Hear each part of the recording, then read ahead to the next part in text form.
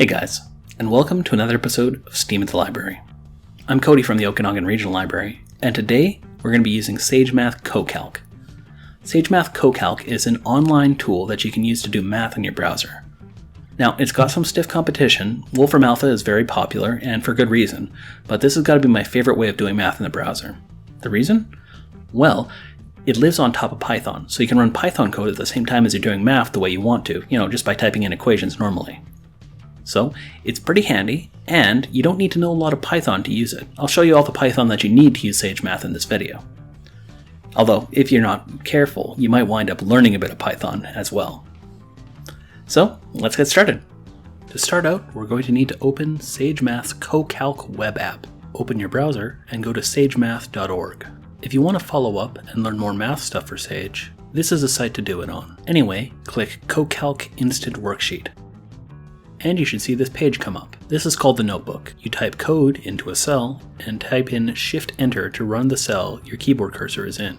Let's try it out. Type in 2 plus 2 and hit Shift-Enter. 4, well, that's a relief. You can see here how it split the cells when we hit Shift-Enter. If we're doing a calculation, the result shows up below the cell. Note that your code only runs when you hit Shift-Enter. We can change the code or hit Enter to add even more lines to run it once, but it won't run anything until you hit Shift-Enter. We can also type in Trickier Formulas. Your average hand calculator can usually only do 10 digits of decimals, right? Let's divide a googol, that's 1 with 100 zeros, by some random number. I'm going to use the caret key here. That's the little uptick you get by typing in Shift-6. In SageMath, that's for raising things to powers. So 10 caret 100 is 100 tens multiplied together.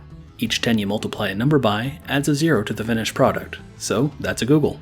Remember to hit Shift-Enter to evaluate. Now that's interesting, isn't it? It reduced it to a fraction. If you want to see what the fraction would look like if a person wrote it out, we can type show, open bracket, underscore, close bracket, and hit Shift-Enter. This makes it look a bit more readable. A bit. You can more easily tell that it's bigger than 1 at least. So let's look back and see what we did there. That underscore means the result of the last line. In this case, it was the fraction. That show with the brackets was using the show function on what was inside the brackets. When you have a word immediately followed with brackets, this is a Python function. They're not like math functions that turn numbers into other numbers.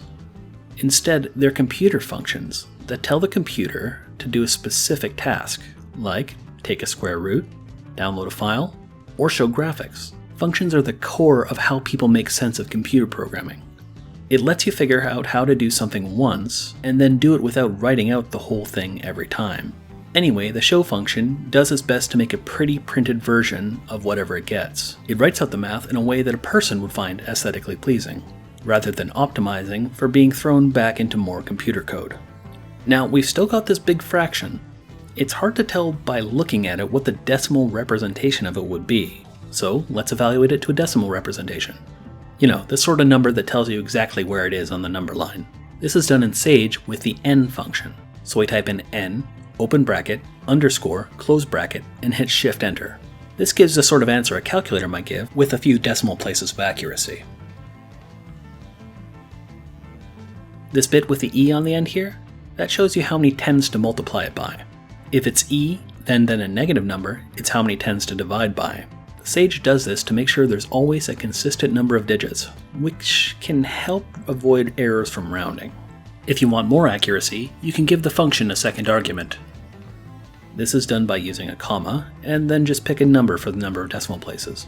I'm going with 2000. An extra argument is another bit of information that the function can use. Some functions can have dozens of arguments you can use, and some don't use any at all. Arguments can be optional as well. N works with 1 argument or with 2. In this case, the second argument is how many decimal places of accuracy to do. So, 2000. I want to show you something important. That underscore that we've been using to read the last line, it actually gets the last line from the last time you hit Shift-Enter to evaluate your cell.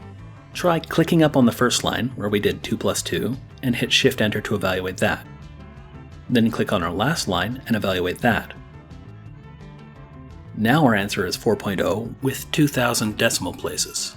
But if you just read this sheet from top to bottom, you'd think that the big fraction would be equal to 4. So if you're using this underscore character, you need to be careful about when you hit Shift Enter. So making sure to click on the cell we actually want, we hit Shift Enter, and then hit Shift Enter again on the last cell. This will give us our result. Try doing that with a calculator.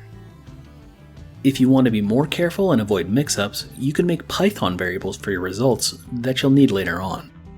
Say we wanted to store the square root of 2 for later use. Then we could type root underscore 2 equals sqrt of 2. See what I did there? I said of when I meant surrounded by brackets. Now I just came up with root underscore 2 off the top of my head, but you can use any name that you want as long as it's not one that's being used by Sage or Python. This uses the sqrt function to take the square root of 2 and then saves it to the variable root underscore 2. If we type in root underscore 2 and evaluate, we get what it stores. And if we wanted to see the decimal representation of that, we could type out n root underscore 2 and evaluate. This lets us save things for later, but there is a catch which comes up in the next section. You can use Sage to solve equations. This is really handy if you're doing algebra and you want to check your work. Say I had a math problem, x plus 2 equals 4, and I wanted to solve for x. Sage has a solve function that does its best to try to do algebra to solve equations like you or I would, except at computer speed. This is usually faster and more accurate than trying to solve a really big equation by hand. So I could type in solve of x plus 2 equals 4, and a comma to say we're doing a second argument, and then x because that's what we're solving for. This reads like, solve this equation for x. Then something weird would happen. I'd get an error. That's because there are two problems with this code. Sage makes a distinction between mathematical variables and Python variables. And Python reserves a single equal sign for assignment. I'll talk about what I mean in a second here.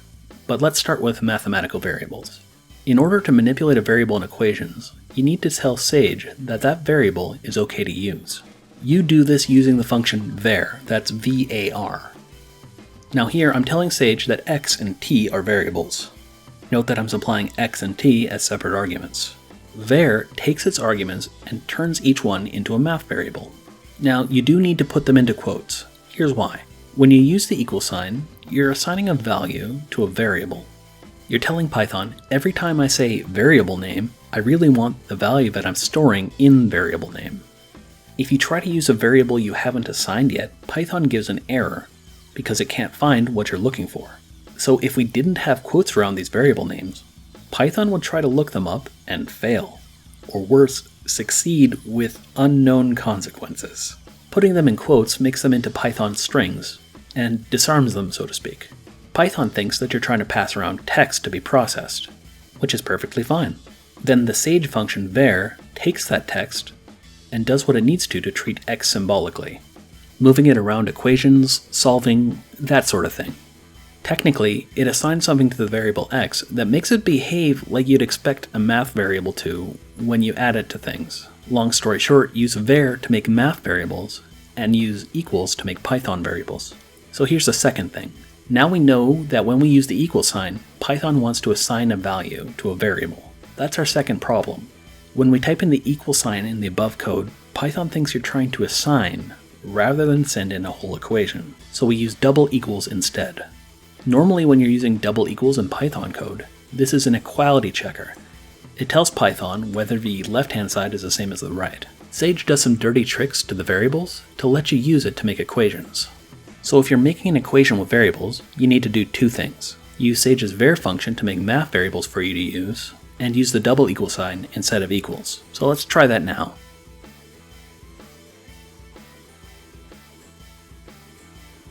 Nice. Now let's try an equation that I really don't want to try to solve by hand.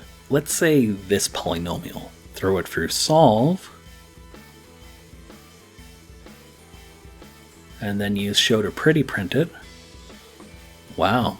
Square roots, cubic roots, complex number solutions, and that was just as fast as solving 2 plus 2 equals 4. If we wanted to get decimal representations, you can copy and paste and use the n function for that, just like before. There's more Python-y ways of doing this, but I think we've had enough of that for today. One last thing, you can also use Sage to plot functions. You can try the plot command on anything that catches your fancy. Let's try that polynomial. Nice. If you're having a hard time understanding an expression, plotting it can help see how it changes as the variable changes. There's a whole art to plotting. Honestly, a whole other video's worth. You can plot 3D graphs or animations, but you always start just by throwing your function into a plot and seeing what happens. And it's often good enough. Alright guys, well that was a lot of fun. Now SageMath, it's got some stiff competition, not gonna lie. You can't really beat Wolfram Alpha for how easy it is to use. But you get so much control over your end result. You can do so much more many things. I only scratched the surface of what you can do in SageMath on this video. Not to mention that it's built on top of Python, so you have access to everything that Python can do as well. It's super cool, and I hope you guys give it a shot soon. Anyway, if you like this video, make sure you hit the thumbs up button. And if you want to see more Steam content like this, hit the subscribe button as well. That'll show you more Steam content every week. Anyway, I hope you enjoyed this video. I hope it's a lot of use to you. And, as always, enjoy.